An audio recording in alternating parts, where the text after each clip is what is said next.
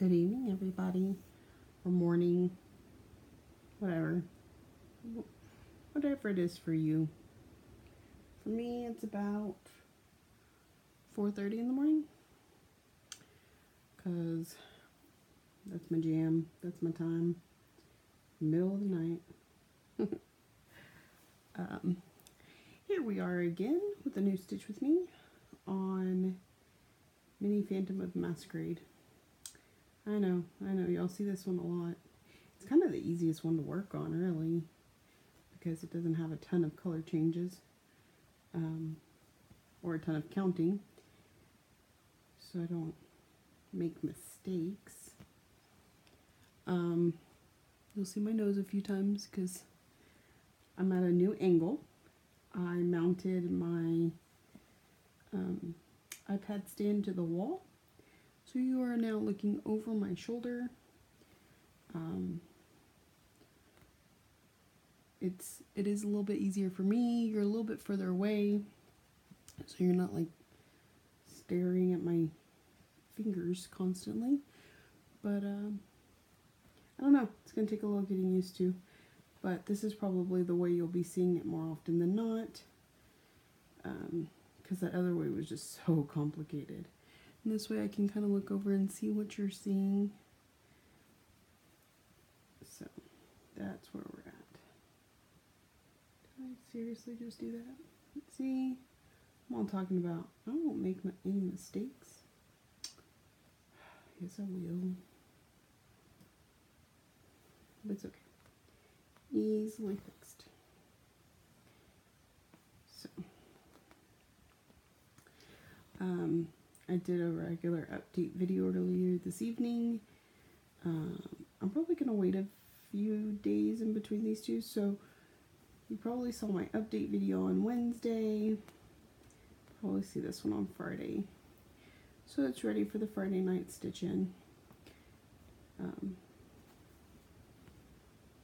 I've been really bad lately about not being, I've been very absent.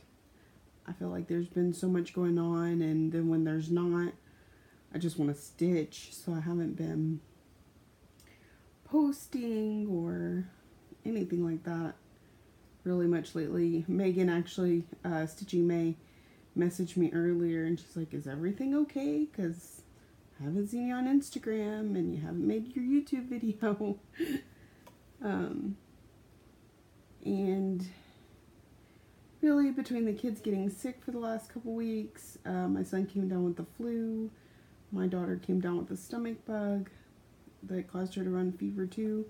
They've been out of school way too much lately, and it's just been hectic, so I hadn't had like I said, when I have me time, all I want to do is stitch, and so I haven't really been updating social media as well as I should. Let me just double check that this is where I'm going with this. It also, they've had my husband and I on different schedules. These past 2 weeks, they kind of changed his up. In the last year and a half that he's been working with this company, he's been with them for 3 years, but he took a break for a little while. So since he's been back, he's been on the exact same schedule every week. And then about a month ago, they started giving him a 4th day. So that changed his schedule a little bit, but not a whole lot. Well, then this week, these last 2 weeks, it's been completely different. So he and I do not have a day off together right now. And so that's good when it comes to my Stitch With Me videos, because he's not here. So I don't have the interruption. I don't have him in the background yelling and screaming and cussing at his video game, which so far hasn't affected y'all, but I'm always worried it might. But it also means that I do not have his iPad here to use. So I have to use my iPad to record on, and my iPad is where I keep my patterns. So just send it to my phone, right? That's what I normally would do. except it is occupied uploading my update video to YouTube. So, and you cannot leave that page while it's uploading. So my phone was out. So what do? Hijack my daughter's phone. She's asleep anyway. Gotta get well rested for school tomorrow. She has to stay after tomorrow afternoon for her gifted and talented class. And then, but anyways, that's beside the point. So then I started to download Goodreader on her phone and realized I paid for that app. It's not free. And I didn't want to pay for it a second time for one night of use. So I downloaded Foxit. And I pulled it up on Foxit. So, but her phone goes to sleep every couple minutes, so I can't just glance over at it. I have to boot it back up. So, but actually I need to change that because I wanted to do Letitia's crafty curator tag, and I didn't write down the list. I'm gonna have to look at it. Not to mention I don't have it memorized or anything. So I want to say how much I appreciate the comments on my last video. I was nervous about uploading that Stitch With Me video because it was kind of personal, and which I don't mean I don't mind sharing. It's just, and I can deal with people saying negative things because I understand that my situation is unlike most. I just didn't know if it would be something that bothered people to listen to. They're so small, sometimes it's really hard to see. I can get my nose in your way. So anyways, I appreciate all the positive comments. Last time I checked, I didn't have any thumbs downs, but Michelle and I were talking about the fact that people tend to thumbs down anything that's controversial, or I don't really feel like I said anything controversial, but you know, people out there, they can be of their own opinion, and that's fine. And take offense to things that you or I would not take offense to. So I didn't want to bother anybody. Anyways, rabbit hole. Okay, so I'm going to go ahead and pull up that tag real quick, since I'm just stitching these straight lines.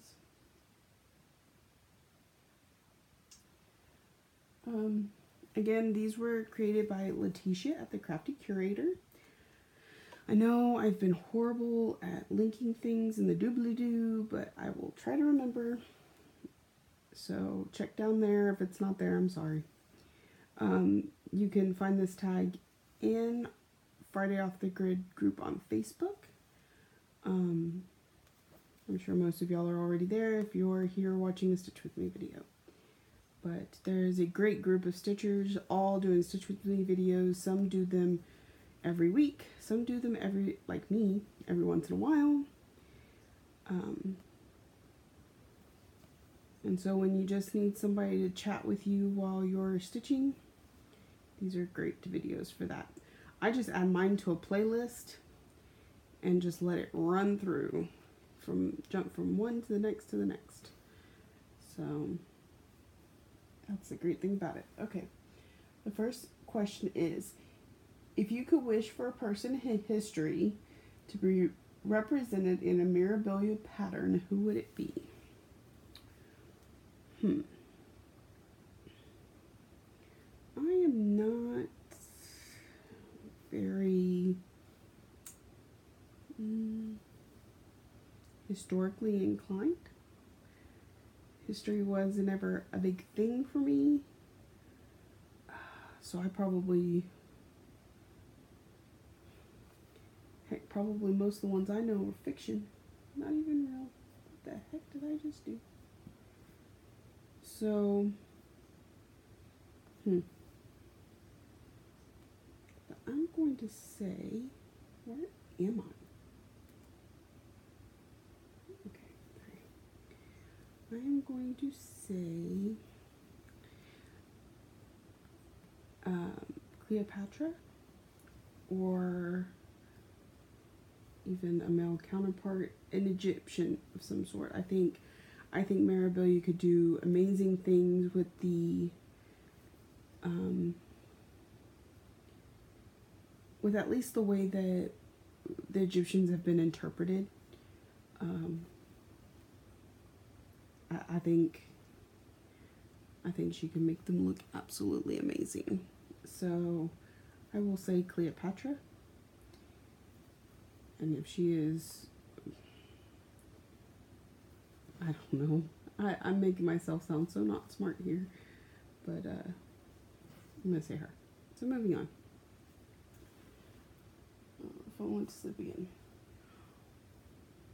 What landmark area of the world would you have loved to see captured in a chatelaine? Here's my problem. I've not been very far or done very much. So I don't think I have a good answer for this one. But what just popped into my head is in the middle of Texas, there's actually a couple places like this, but it's mainly Central Texas. We've got what we call the hill country, and it's kind of what you'd expect. There's lots of hills. It's very green. There's lots of water. That's really where our rivers and stuff run through. We go there to go tubing down the river every year, and it is a very beautiful place to be.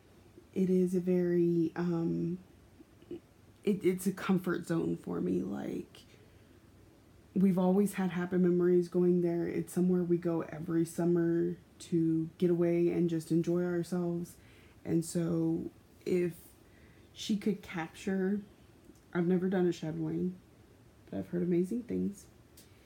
And if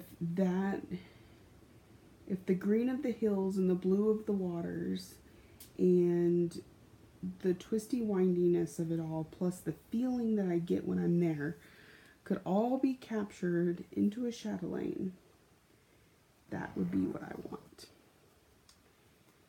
So if you are ever looking for a summer vacation that involves water, camping maybe, or even like where we go in Lakey, that you can rent cabins and tubing the river and everything like that. If that is something you are looking for, I would definitely suggest either New Braunfels is the popular place to go. That's where everybody talks about, and everybody, it's a very popular location for tubing.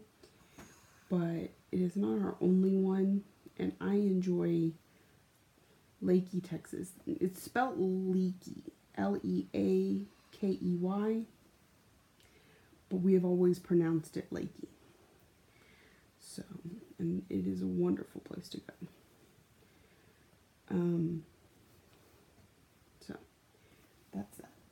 Next question. I have to keep flipping back and forth between the questions and the pattern. What are your top 3 places you want to visit that you've never been to, other than Jersey and Maine, of course? And I think that's funny because I was supposed to go to the retreat in Jersey in May, and I'm not going to be able to go now. Unfortunately. And while I would love to read a book sitting in Central Park of New York, those are not on my bucket list. Like, they are not in my top places to go. I would love to see my husband's been to London and Paris and all that. I would love to go. It's one of the reasons we've had so many arguments on whether or not to go, because he kind of wants to go someplace we both haven't been. But I would love to see London and Paris, and I don't know if we'll be able to do an overseas trip more than once in our lifetime. So we have yet to actually plan a trip because we keep disagreeing on where to go. 1, 2, 3, 4, 5. Yeah, and so there's that. He would go to London again in a heartbeat. It was Paris he didn't really care much for, but Paris is the city of love, or so it said, and so I really want to visit it. Honestly, if it were up to me, I would go to Paris and go to Disney World. That would be like an awesome trip. But I also want to go to like Stratford upon the Avon, and Stonehenge, and all those big sites that every tourist wants to see. I would love to visit. Okay, so that's one. My London and Paris, that's a combined trip for me. So that's one.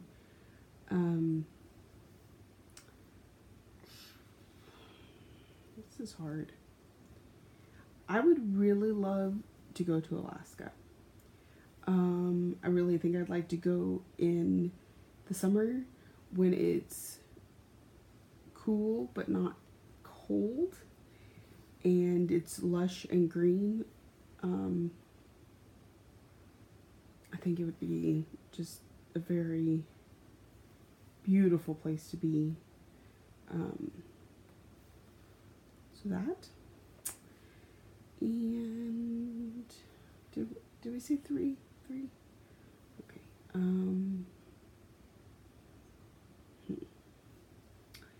I think my third might be like Scotland, Ireland area. Although Germany and Italy and Spain, they're all right up there too. So, just somewhere outside of America, I guess. Yeah. Okay. Next question. Let me check my pattern one more time. Because this is, yes, the bottom row. Okay. Next question. What is it you love most about stitching? What would you miss most about stitching if you can no longer do it? These may or may not have the same answer. Since I have discovered counted cross stitch, because when I was doing stamped cross stitch, it was something I always came back to, but it wasn't something I was in love with. I've become in love with it because of the creation, like watching the picture come to life, because you have, I cannot hit this hole. You have this blank canvas, and as you start to put the stitches in, you start to, oh, that's a butterfly. Oh, that's, you just kind of see it come alive. And that is my favorite part. That is one of the reasons I enjoy this so much. Even though you have a pattern, the patterns don't always do a picture justice. And even still, just stitching it and watching it, it's just amazing. So there's that. And it's relaxing, it's calming, it's entertaining. I'm never bored.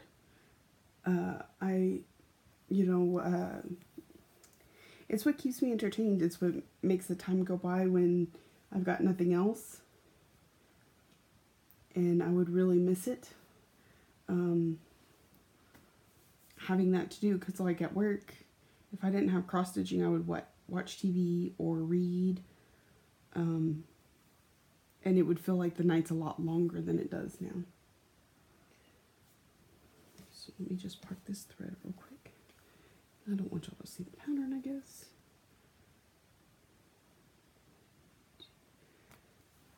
Is that a 6 part there?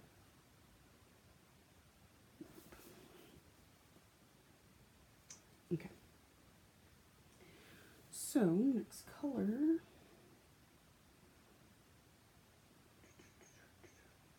Give me one moment, please. This is the only thing about these is when I have to switch colors and they're not already parked. And I will have you know, there are 2 needle minders on this project, and I just stuck my needle in my mouth because that's how I roll. It's a horrible, horrible habit.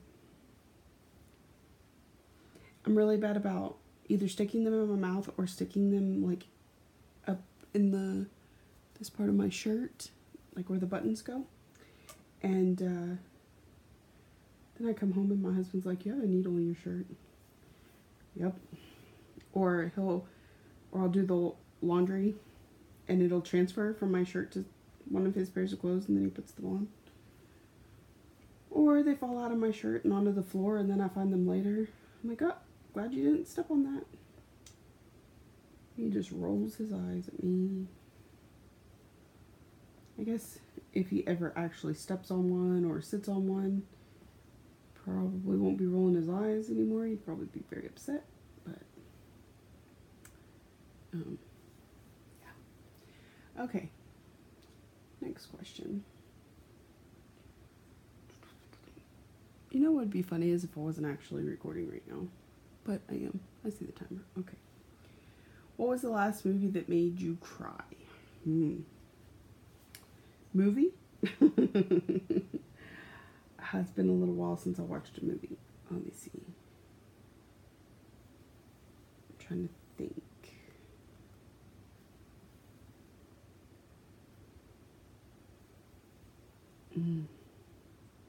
It's been a while since I watched a movie.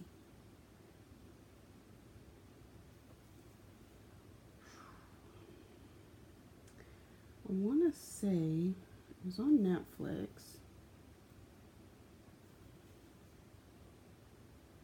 You know, I don't even know.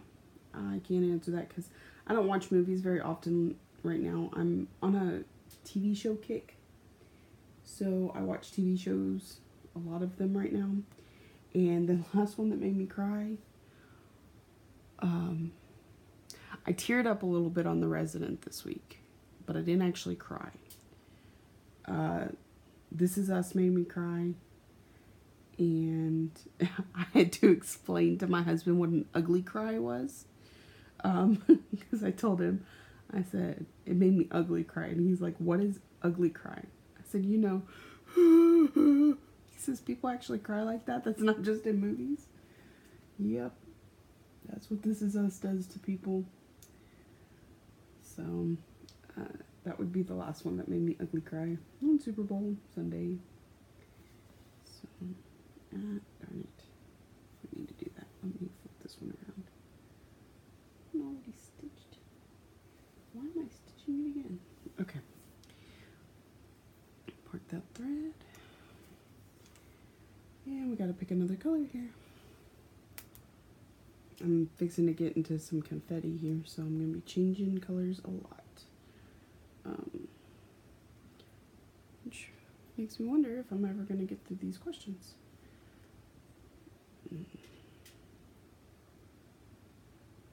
Because literally some of these are changing. I've only got one of those in there. What is this one?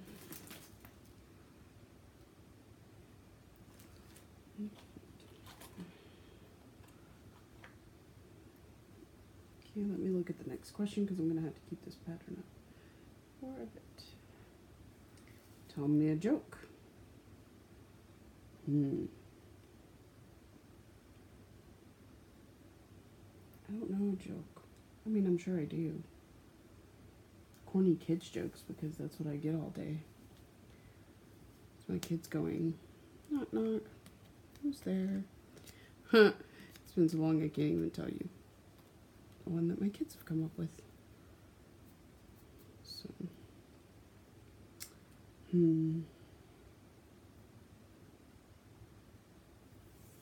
Joke. Darn.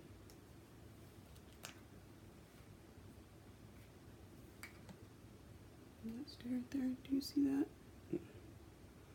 Not enough to matter. Wow, Letitia.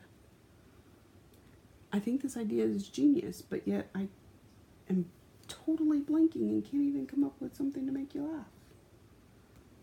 And that's what we all need, right? A little laughter, a little medicine.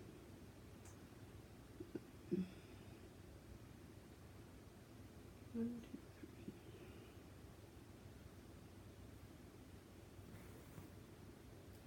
Okay, let's see. This corner. Next one. Okay. Yeah, I'm gonna be here all night trying to think of a joke. Hold on. Okay, next question, because the joke is not coming. If you could be any animal or insect, what would you be and why? This one is going to be a little boring, but is so incredibly true. I would want to be a cat. I would want to be a big, lazy, does nothing all day, gets loved on constantly cat. Because when you see a cat just chilling, and then you walk up and you love on it and it purrs and it just totally eats it up, don't you kind of wish you were that cat? They love life all the time. They have no stress, no worries. They have somebody to feed them, clean up after them, buy them stuff. Plus, cats are beautiful and sly, and I love cats. I could be a house cat. I could be a white tiger. I'd be down for that, man. Bring on the white tiger, because those are some gorgeous creatures. I like the big cats. I like the small cats. So, I want a cat so bad right now. This is a conversation I am working on with my husband at the moment.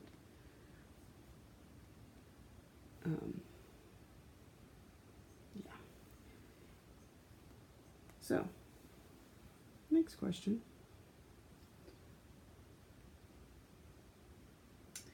Is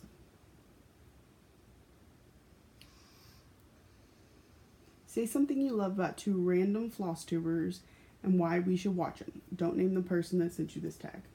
Nobody sent me the tag. So, let's see. Two randoms. I'm not going to name the ones I talk about all the time, because it's just boring. I love y'all. You know I love y'all because I talk about y'all all the time. But let's give a shout out to the other guy, right? One of my favorites that actually I don't think she's made a Flosstube video in a little while. I need to see what's up with that. But is Amanda Ampustitcher. I think I did something wrong here. I love her videos. I love her personality and her determination. She's been through a lot, and yet, you know, she really doesn't seem like it. She's very down to earth. And she lives in a town I used to live in. So I think that makes her super cool too. Like, if I still lived where I grew up, we would practically be neighbors. Makes me miss it down there a little bit. But I love living here, so I can't miss it that much. So that's one. There's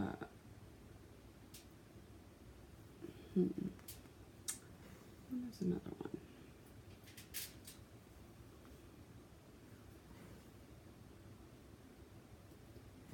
Let's see.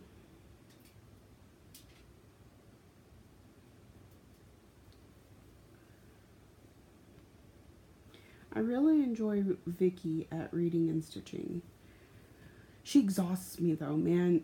She has so much energy and so much to talk about, so much going on, that sometimes I have to pause her videos and give myself a breather because I feel like I've just run a marathon listening to her talk. I enjoy it. I'm sucked into every word. I wish I had half her energy because it's amazing. And she has so many projects. She's really into Disney. So if you like Disney projects, watch her because you will come out wanting to buy everything. She stitches a little bit of this and a little bit of that. And her puppies try to get in on the videos. Gibbs and Ella.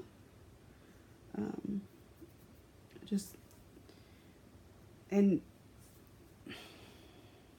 as much as I like the videos where you know what to expect and, you know, like Jessie who has her stuff segmented out and you know when what's coming, and she goes down rabbit holes, but not that bad. Same really with Stitcherista and Bendy Stitchy, all those. They've kind of got a system. I don't really feel like Vicky has a system. So she just kind of snowballs her way through it, which feels a lot like how I do my videos. So I just really enjoy watching her. Okay, next one. Because we're about to get into some confetti. If you found that you were suddenly unable to stitch, what would you do with your stash? Does anyone in your family know what to do with your stash if you couldn't advise them? No. My husband would probably just throw it out. And then I would be unable to do anything about it, but rather upset. Because I would much rather it go to Michelle, Bendy Stitchy, so that she could sprinkle it among all the amazing stitchers out there in the Stitchy verse. She would be the one I would most, I think would do the best job of making sure everyone gets a piece of it and nothing is left sad and alone and forgotten. So, because nobody in my family stitches. My friends, just my daughter, I probably would want her to keep some of it because I really think this is something she will do someday. She does it a little bit now. She just gets distracted and doesn't stick to it. So I would want her to keep some, but I would want the rest to go to Michelle to distribute among the masses. So, and what's kind of funny about that is I've actually thought about that prior to this tag. I was like, I thought I need to put a note that all my stuff goes to Michelle so that she can sprinkle it to everybody. Okay. Next question.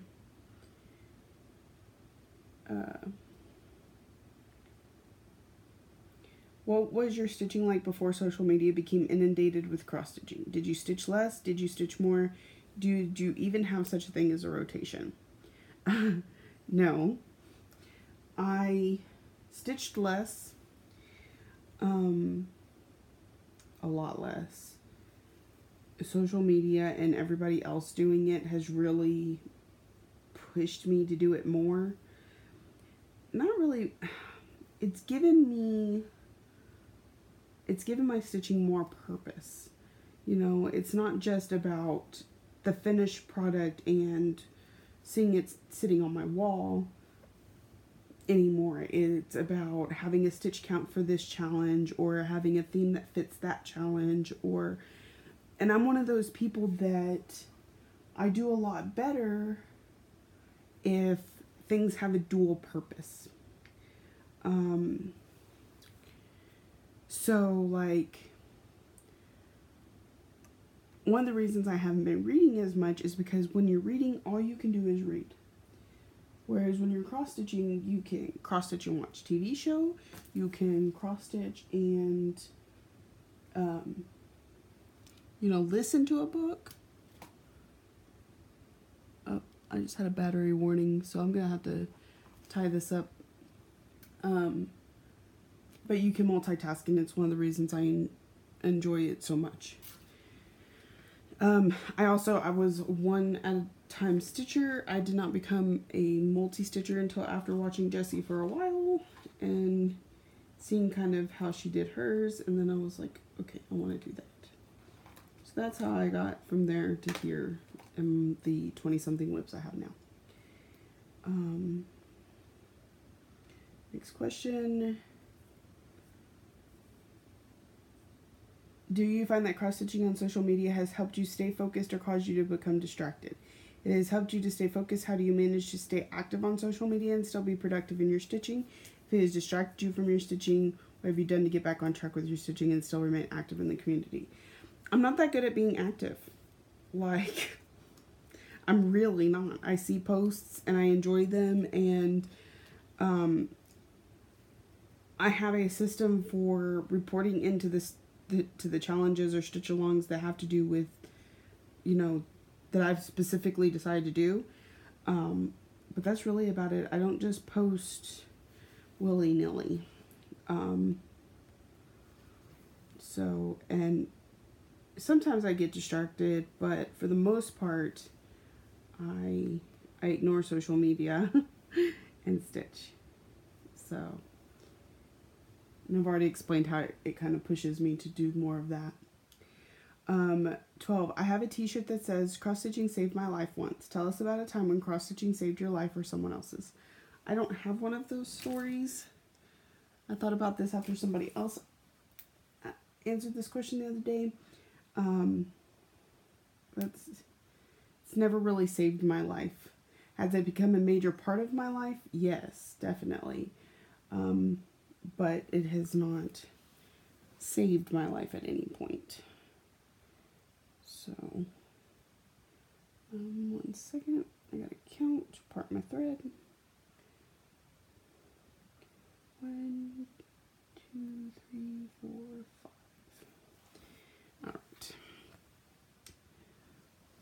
I'm just gonna answer these last few questions versus trying to find my threads because my iPad's about to die.